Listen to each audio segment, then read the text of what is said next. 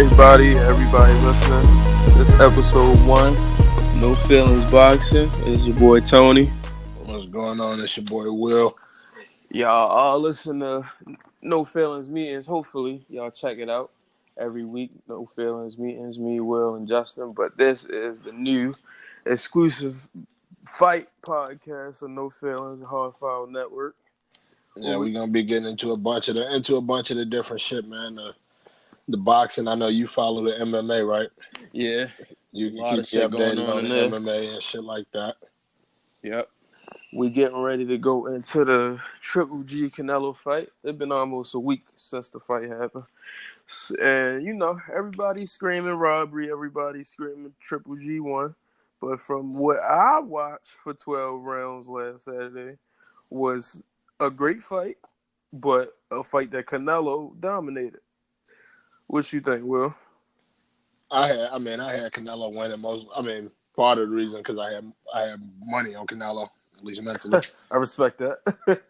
But it was definitely a controversial fight, just like the first one.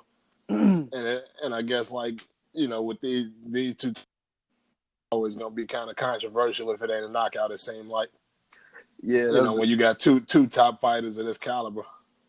That's definitely a fact. Especially, people love the Mexican boxing. And the whole build-up was Triple G's trainer telling Canelo, like, hey, man, we don't want you running how you did first fight. We want to fight. And yeah, but that's Canelo the problem. That's the thing. Anytime it comes to Mexican boxing, they want you to just stand in the middle of the ring and take hits and shit. So they get anytime a nigga gets smart and say, all right, how about I hit you and not get hit? then all of a sudden it's an issue. It's like, oh no, you ran the whole fight. The same shit they've been singing about Floyd for years. And it's like motherfuckers act like they don't know what the game of boxing is, and that's to hit and not get hit.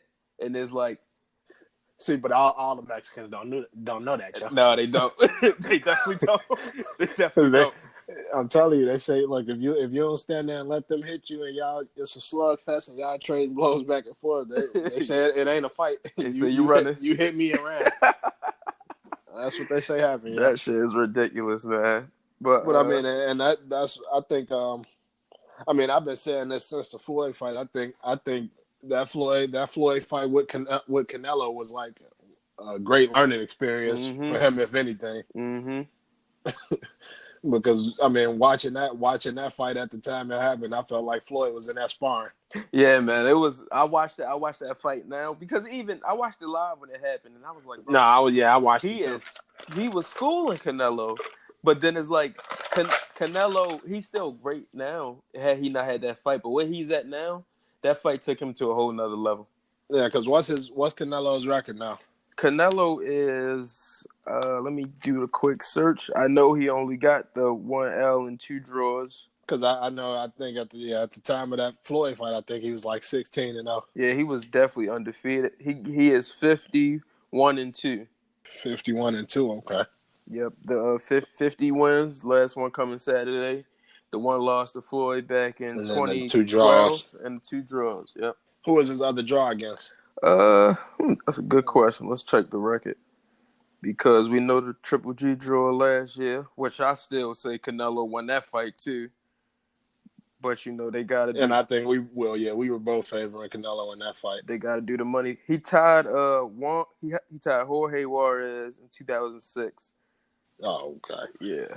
But yeah, with a fight like that, even with the first fight, they gotta kind of do the build up for the second fight because had one of them won, they might not have been as pressed to do a second fight versus it being a draw. They like, all right, we need somebody got to win.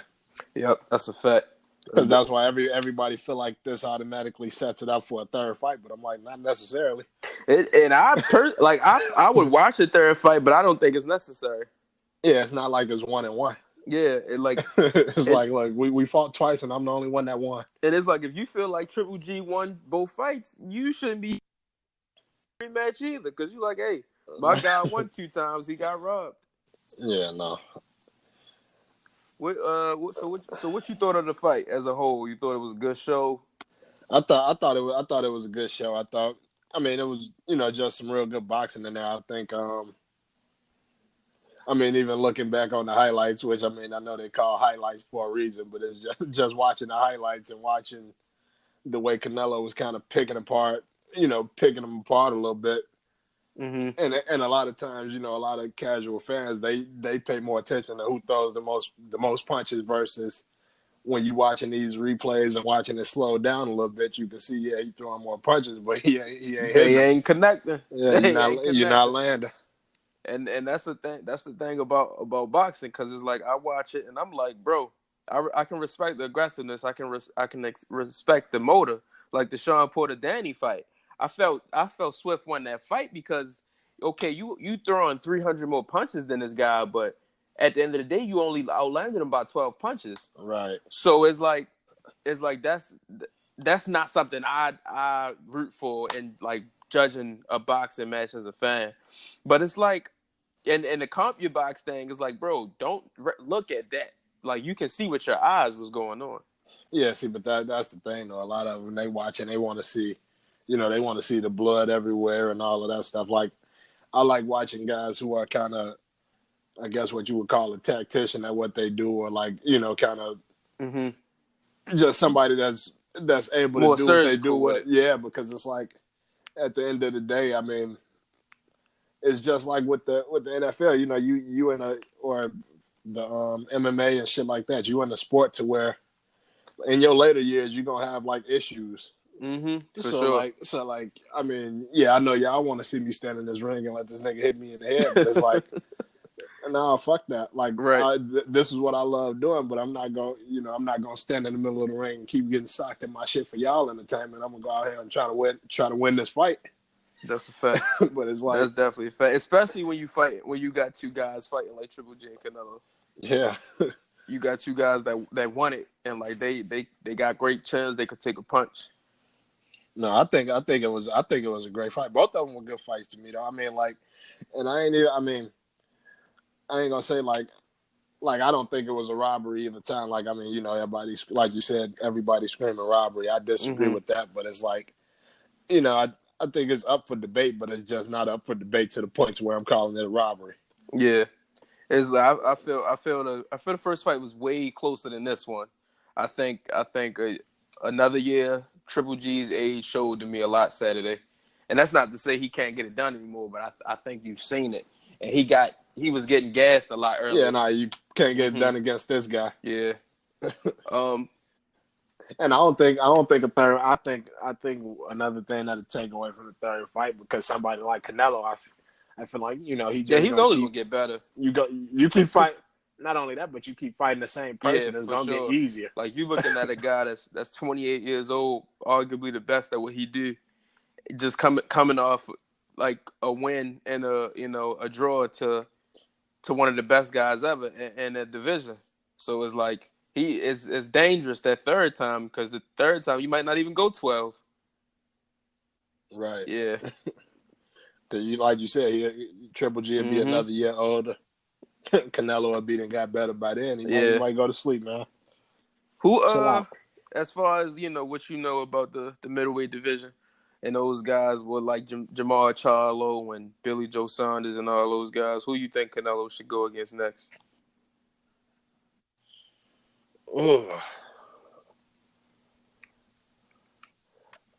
That's an he could go back to 154 too. He could go back down and fight motherfuckers like Jared Hurd. He could fight Jamel Charlo. It's a lot of I think either one of the Charlos. Yeah, that's definitely the fight I'm looking to see. And I mean, like I was telling you earlier, I kind of fell off. Like just lately with the way I've been working and shit, I ain't been able to kind of keep up with as much of this shit for the last few months as I would normally like. But I think if he fight one of them, those would be decent. What you think? Who you think he should go after? I want to see him fight Jamal. I think that's the best fight to make, because he the mandatory for the WBC belt. That's the green one that Sean had just won. So Jamal, he's the mandatory person to fight Canelo at 160 pounds, and it's like that's somebody that's been avoided. A lot of guys don't want to call his name or fight him. Triple G ain't say his name like that. I think that's the best fight to make in that division. But that's a busy division over the next couple months, and we're gonna be talking about that on the show too. I'm just saying, ain't nobody gonna say Candyman. Facts. Say it 5 times. Say it 5 times. Yeah, it's a lot going on in the middleweight division. Y'all follow us on Instagram at NFM_podcast. We always posting things on there about what's going on in boxing. Who your favorite in the division? My favorite in at middleweight is probably Jamal. Just the way he fight and like the way he go at it. It's always a respect thing, but you can see that he ain't scared of nobody, and he going there to knock you out. So who would you say your favorite like boxer in the sport? Right now, my favorite guy in the sport is probably still Danny, even coming off the Sean loss. Just because I know Danny coming off the Sean loss, and he had to loss to Keith last year. I feel both of those fights was close. You could say draw for either one. I'm not mad at either decision, but I say Danny probably still is my favorite guy in boxing. Oh, okay, yeah, no, I'm trying to get reacclimated, but I mean, I know for me right now, and I don't know if there's a lot of people that like both, but I like Spence and Crawford. Earl is definitely my second. I like Crawford a lot though, because a lot of people it's like one or the other. That's a fact. And it's like I like Crawford though. I like Bud, but I just think that fight is dangerous for him. That's the Earl fight. I think he can compete at welterweight, but that Earl fight I think that's dangerous for him. That's dangerous for a lot of people. That's a fact. We put out the picture last week, Keith and Earl in the picture. What you think about us seeing that fight soon? When is that supposed to go down? Is it, or is that something that's supposed to actually be going down? It's just something that it's something that we as that's like a possible fight or a dream fight or whatever because for they fans. are managed by Al Heyman, and I think it'd be dope to see if we ever got the chance to see it. Who you favor in that fight? Watching Keith before and watching Earl. I like Spence. Earl. Yeah, I do too. I mean but because Earl, like for me, he one of those guys that's hard for me to go against. Honestly, he got that. In it. Yeah, it's just some guys you like, man. I don't know if I should bet against this dude. That's a dangerous dude, and it's like you could see it because, and the thing about that's another guy that Canelo could fight because Earl's really a 154 guy fighting at 147, and Oscar De La Hoya was talking about Canelo fighting Earl maybe next year or in the future. I did. Yeah, I did. I read something about that. It was a link I clicked on where Oscar was talking about that shit. Oscar definitely motherfucking but yeah, because Bob Arum, Terrence Crawford's manager, said he came out and said he wanted to see the Spence Crawford fight next year. And really with that, it just comes down to management at that point because we know Earl and Terrence want to fight.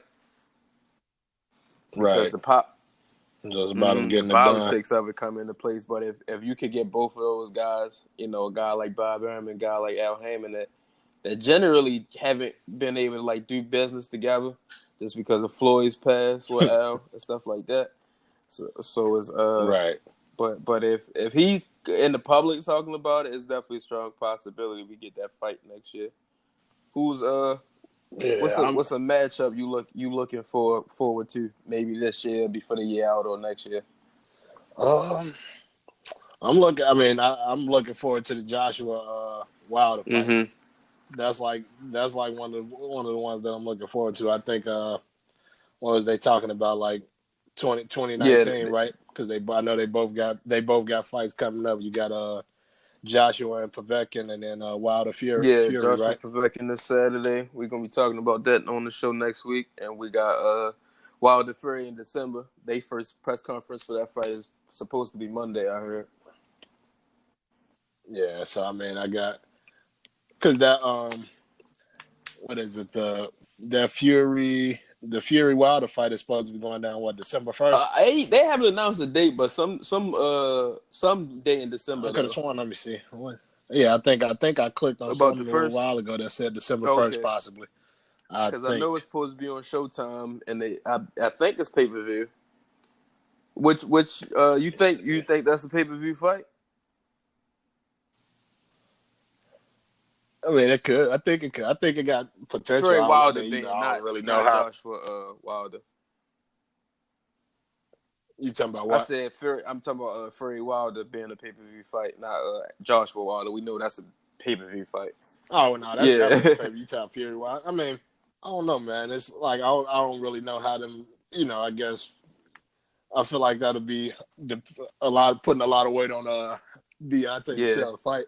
Because we know, like I know how big Tyson Fury is overseas, and I know the London people going to come through because you got pay-per-views in London doing 2 million, a million buys on the regular, but that's just because you know how big boxing is over there. But it's hard Right. for Wilder to. If you're not a boxing fan, like you wouldn't know who Deontay Wilder is. Yeah, that's what I was about to say. If you don't follow boxing, like it ain't a lot of people that just And know that's who he crazy is. to me because it's like that's Well, but the thing is though, you got to figure like he ain't. For the most part, in the past, whoever we considered to be the biggest boxers, like whether it was a Floyd Mayweather or a Mike Tyson or Ali or Roy Jones and stuff like that, they were like, they were visible. They were like out in the open. They were doing, on yeah, other yeah, platforms and stuff like that. You catch these guys on TV and doing stuff. Now I know Wilder had a Breakfast Club interview like earlier in the year, but you don't really see him right. out. You don't see him out like that. He don't really be hanging with the rappers and all that stuff. He ain't out here like Right, AB. which is good and bad. Shout out Adrian Broner, man. Keep that same Yeah, shout energy. out to AB because it don't matter how many times he get his ass whooped, he gonna He tell keep you that he's same best. energy, man. But yeah, that's like I understand it. I understand him not being a super mega star, but it's like that's the heavy like he's the heavyweight champion of the world. He a black American. But I feel like that's the only reason. I literally feel like the only reason is because he don't be out It's there not a like very that visible because it's thing. like the type of fighter he is, like he's the type of fighter like when you talking about like somebody with the every fight he getting a knockout, like that's like he could be a superstar just off of that because it's like that's the type of shit that just people love, like whether you a boxing fan or just a random person, like you scrolling on Facebook and you see somebody getting knocked out, that's what you like. Yep. Oh, okay. Yeah, I think a lot of that got to do with him not having a I think it's promotional team, visibility. though. Also, because a lot of the guys that we know, that's like stars in the game that without really being a boxing fan, they got good promoters behind them, and they got teams behind them. I think he could afford to have a good promotional team, but that's the only Right. thing he's missing because he is if not best second best heavyweight in the world, top two for sure. So it's like he's just a big fight away, and I think the Fury fight happens. I do think that's an early fight for him. I think that he gets Fury out of there early. Oh no, definitely. I think him and Joshua getting them both out there Yeah, early. the Fury fight for me, I feel like that could be his best performance, and I feel like that'll open a lot of eyes for him for Deontay. I do want to see the Deontay Joshua fight for sure, but I feel like it could stand to get some build up because I don't see anyone beating them at heavyweight. The only guys I feel like I mean, competing and that's against the them too. problem. Yeah, that's the biggest thing. That's kind of what makes it like to where everybody looking like, all right, y'all wasting y'all time, y'all fighting all these other dudes for no reason. But the I think, and back real quick, back to like the whole thing with Joshua not having that popularity. It's kind of wild just Wilder, because we in like the. yeah, Oh yeah. Who did I yeah, say? Joshua. Yeah, but like it's only wild that Wilder ain't is famous just because we in the digital right, age and we in the yeah. viral You would age think where that would like help him. shit go viral. That's kind of crazy. Yeah, that's a fact. Now that I just think back on it, I'm like, yeah, that's kind of crazy Because the that. way he fight is And perfect for social media. yeah, Like when you watching the way he sleeping these other Definitely. fighters. And the thing about it is he telling you he gonna do that shit. And it's just a matter of time for Deontay though. It's definitely just a matter of time. That's what made me a fan though. Like watching the press conferences and stuff like that. Yeah, because he's not a boring guy. Like he talked that shit. And not only that, but it's like he talked that shit, and when you listen to him, you don't feel like it's propaganda. Right. He truly believes the things he talking. Yeah. Yeah. So that's what kind of made me a fan of his. That's a fact, yeah. What's next up on the docket? I wanted to get into Floyd and Pacman before we got up out of here.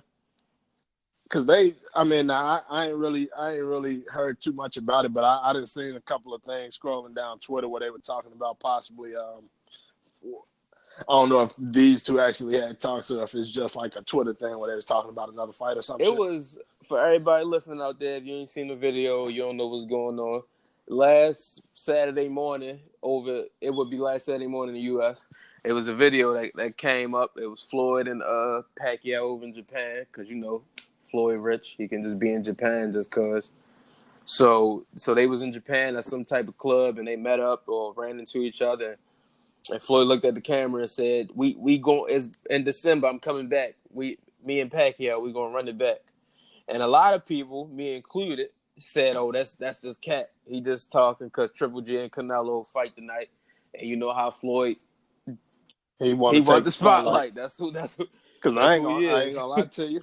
I keep it all the way a buck with you. I don't want to see that shit. And I love Floyd Mayweather. Like, but if I'm keeping it a buck, like I don't want to see that shit. And he said they gonna run it back in December, and I'm not interested.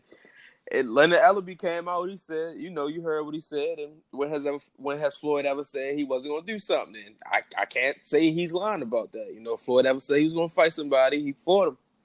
So you said you don't want to see it. So what you thought about the first fight? Oh, the first Floyd, the original Floyd and Pac.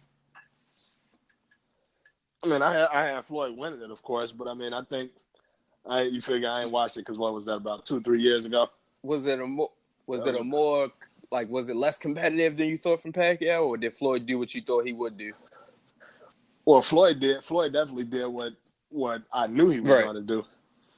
And I think everybody felt like he was doing all that talking and saying how he was going to bring the fight to Pacquiao, which he kind of did. So you said you don't want to see the fight. So what did you think about the original fight back in 2015? I think that I had Floyd winning, of course, but I think Floyd did what he normally do, and even with Floyd, you know how I think that wasn't the fight where he was kind of talking about, I'm gonna bring the fight to him. And I mean, and even when Floyd do that, he don't get too much out of his element either. Right. So I mean, it's like he gonna come forward a little bit, but he ain't like full on attack mode. So I think Floyd did what I expected him to do. Hit and not get hit. Like as he did throughout his career. Which that's what I like to see. And I mean, Pacman wasn't that great, but of course after the fight, we heard he had a shoulder injury, the rotating cuff stuff. Yeah. I had Floyd. I picked Floyd to win that fight back then too. It was not surprising to me at all to see him like just break him down for 12 rounds, because it's like at that time, how many people was it? It was 47 before Pacquiao.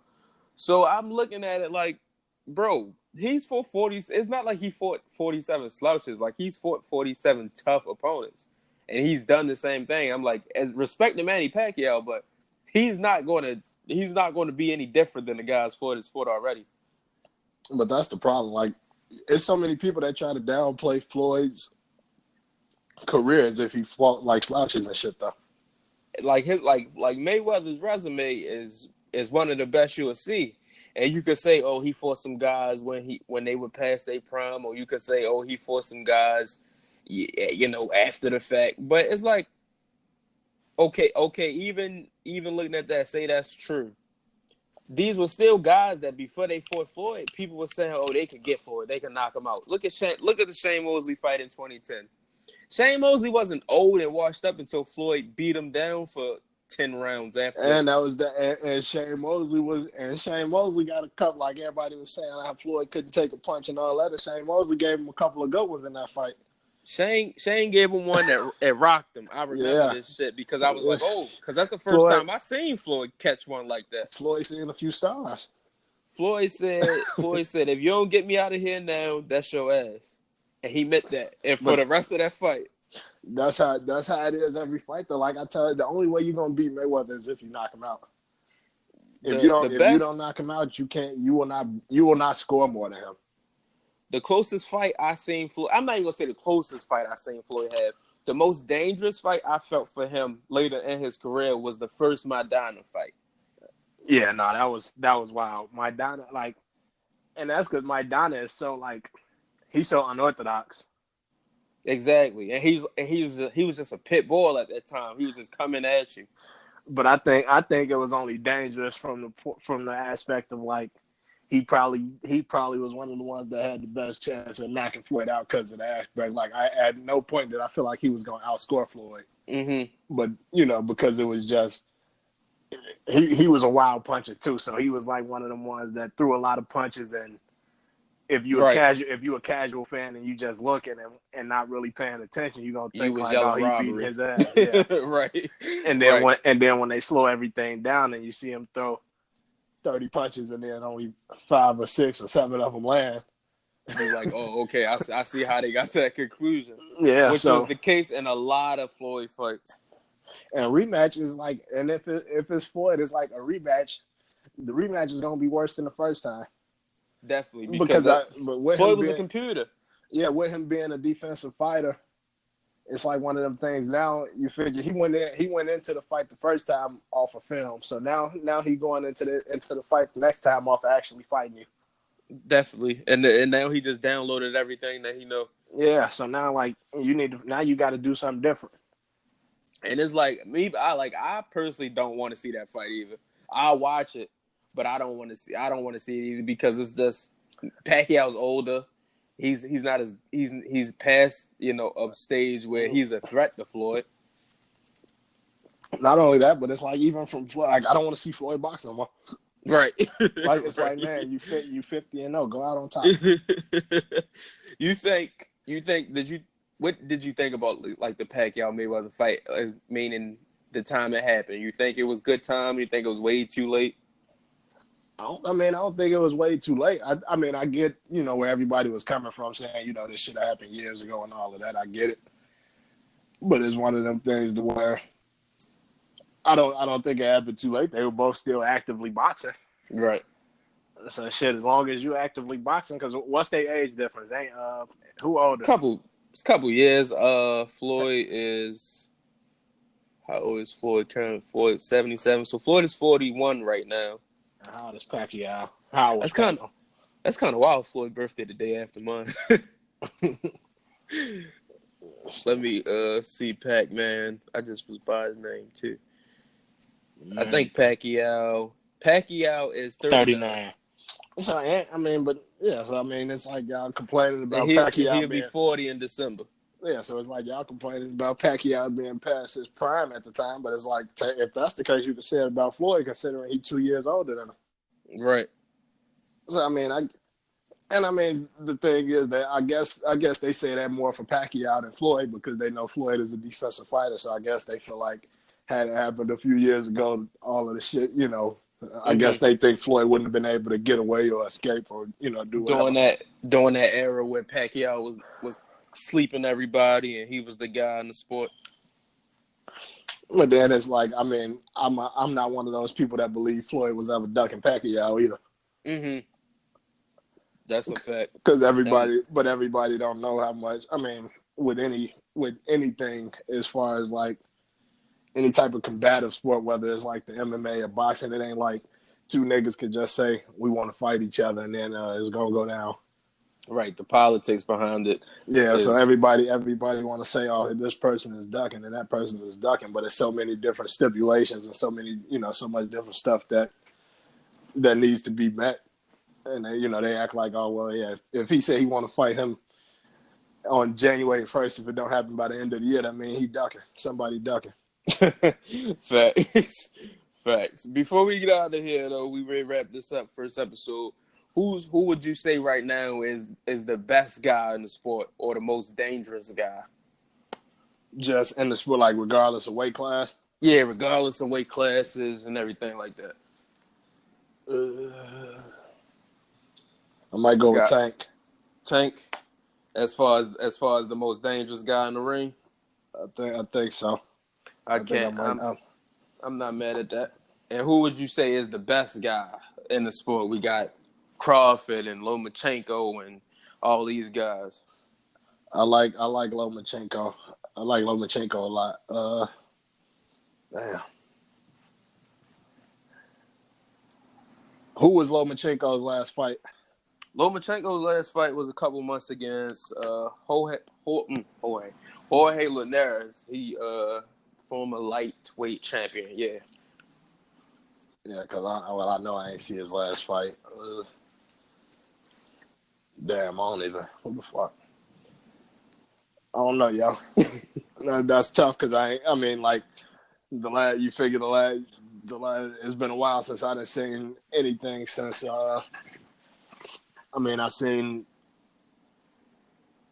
seen. Of course, I seen Triple G and Canelo, and then I seen last week's Danny and Sean. Yeah. Mm-hmm. Yeah, so